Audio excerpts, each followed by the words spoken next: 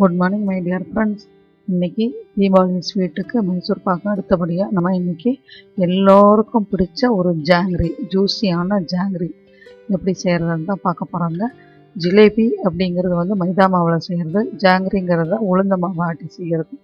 நம்ம இன்றைக்கி பார்க்க போகிறது மிகவும் செலவு குறைந்த ஸ்வீட்டான ரொம்ப விருப்பமான ஒரு ஸ்வீட் ஜாங்கிரி. ஈஸியாக எப்படி செய்கிறதுன்றதை பார்க்க போகிறோம்.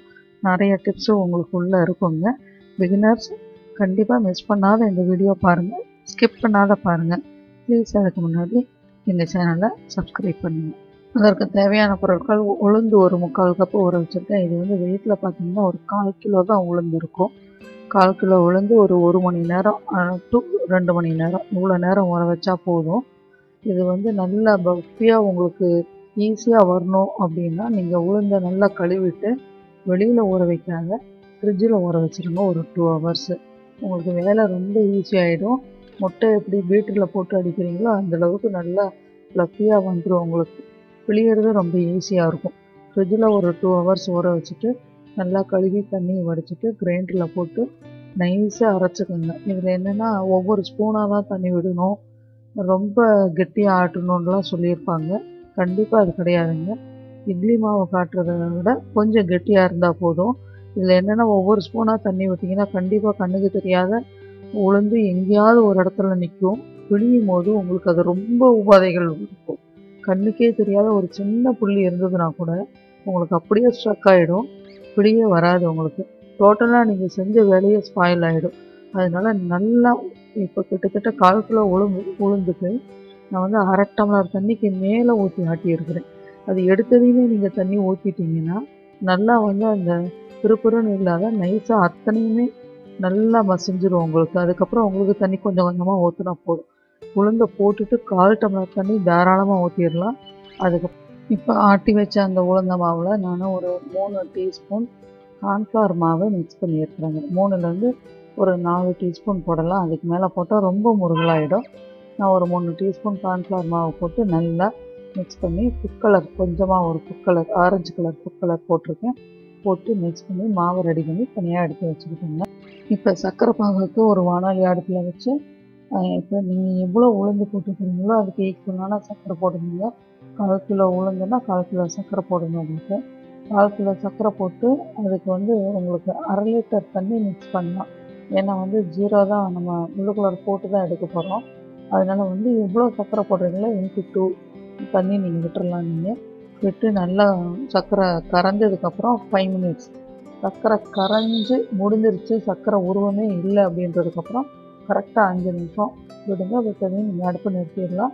நிறுத்துறதுக்கு முன்னாடி ஒரு மூடி லெமன் நல்லா பிழிஞ்சு நிறுத்திட்டிங்கன்னா அந்த சர்க்கரை பாகு அடுத்த ஸ்டேஜுக்கு போகாத ஸ்டாப் ஆகிடும். அதுக்கு தான் வந்து லெமன் வந்து நம்ம பிழியறதுங்க. கெட்டியாகாது, அடுத்த ஸ்டேஜுக்கும் போகாது. அதோடு நம்ம சர்க்கரை பாகை முடிச்சுட்டு அடுப்பை நம்ம நிறுத்திக்கலாங்க. ஒரு பாலித்தீன் கவர், ஏதாவது ஒரு கெட்டியான பாலித்தீன் கவரை ரெடி பண்ணி அதில் வந்து மாவை ஃபில் பண்ணி மேலே ஒரு ரப்பர் பேண்ட் போட்டு க்ளோஸ் பண்ணிக்கிங்க. கீழே வந்து மாவை ஃபில் பண்ணினதுக்கப்புறம் சின்னதாக ஒரு ஹோல் கட் பண்ணிக்கிங்க. அப்போ தான் சரியாக இருக்கும். சின்னதாக ஒரு ஹோல் கட் பண்ணிவிட்டு ஒரு பிளேட்டில் ஃபஸ்ட்டு பிழிஞ்சு பார்த்துக்கிட்டா தான் நமக்கு நல்லா வருதா இல்லையான்றது தெரியும். இப்போ டைரெக்டாக எண்ணெயில் பிழியும் போது நமக்கு அந்த கரெக்டான கன்சிஸ்டன்சியில் நமக்கு அந்த ரவுண்டு வந்து வராது. அதனால் பிளேட்டில் ஒரு 7-8 பிழிஞ்சு பார்த்துக்கிட்டு சர்வீஸ் எடுத்ததுக்கு அப்புறம் தான் நம்ம டைரெக்டாக எண்ணெயில் பிழியணும். அப்போ தான் நமக்கு நல்லா வருங்க. எண்ணெயில் பிழியும் போது கூட எடுத்ததையும் நல்லா வரும்னு எதிர்பார்க்க முடியாது. ஒரு 10 பீஸாவது வீணாயிடும். அதுக்கப்புறம் தான் நமக்கு அந்த ஷேப் வரும். நம்ம தானே சாப்பிட போகிறோம், தப்பு இல்லை. அதனால் எப்போ பழகிறதுன்றதுனால நம்ம 10 பீஸ் வேஸ்ட் ஆனாலும் பரவாயில்ல, அது நம்ம ஓன் யூஸுக்கு வச்சுக்கிட்டு அதுக்கப்புறமே நல்லா வர்றதை நம்ம வந்து பிளேட்டிங் பண்ணுறதுக்கோ இல்லை சர்வ் பண்ணுறதுக்கோ இல்லை அடுத்தவங்களுக்கு கொடுக்கறதுக்கோ நல்லா ஷேப்பாக இருக்கிறத நம்ம எடுத்து கொடுத்துக்கலாம். அடுத்து ஒரு முக்கியமான டிப் என்னன்னாங்க, நீங்கள் வந்து எண்ணெயில் பிழியும் போது அடுப்பை நிறுத்திடுங்க.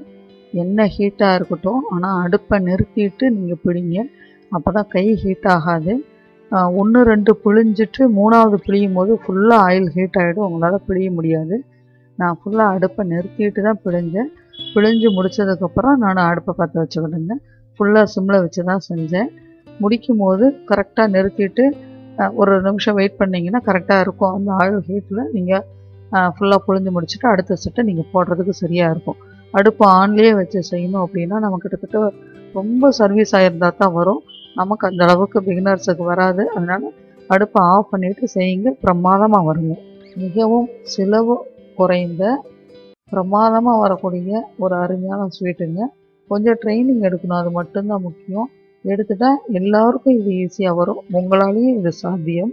எனக்கே ரொம்ப வரவே இல்லை, ஆனால் 10க்கு மேலே நல்ல ஷேப்பாக வந்துருச்சுங்க. அதனால் வந்து முயற்சி தான் நமக்கு.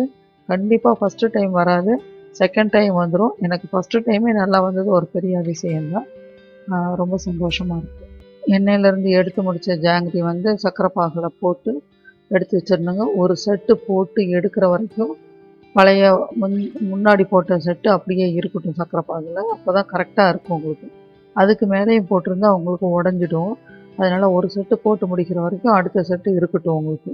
போட்டு திருப்பி போட்டு நல்லா அமுத்தி எடுத்திங்கன்னா கரெக்டாக இருக்கும். பிளேட்டிங்க்கு எடுத்து வச்சுக்கலாம் நீங்கள்.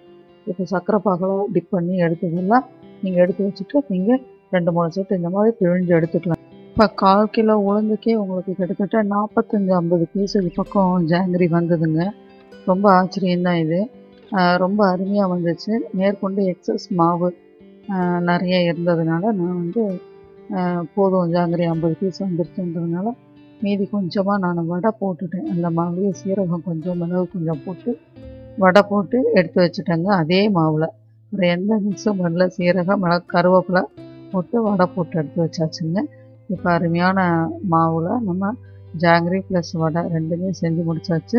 இந்த வீடியோ வந்து உங்களுக்கு ரொம்ப யூஸ்ஃபுல்லாக புரிகிற மாதிரி எல்லா டிப்ஸோடையும் நான் உங்களுக்கு கொடுத்துருக்குறேன்னு நம்புகிறேங்க.